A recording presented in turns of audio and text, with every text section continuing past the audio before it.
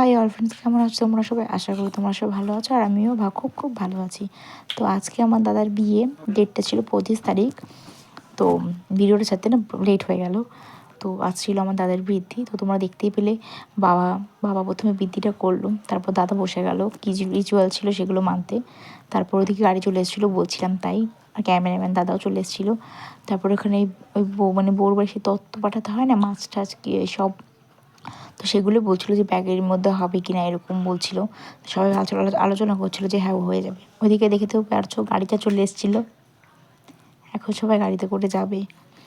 তো দেখো গাড়ির মধ্যে সব জিনিসপত্র রাখছিলো, মানে বৌদির যেসব কসমেটিক বা জুয়েলারি কেনা হয়ে গেছে সবের মধ্যে রাখছিল। তো ওইদিকে আমরা বলছিলাম যে বৌদিদের বাড়ি সব লোকজনও চলে এসছে।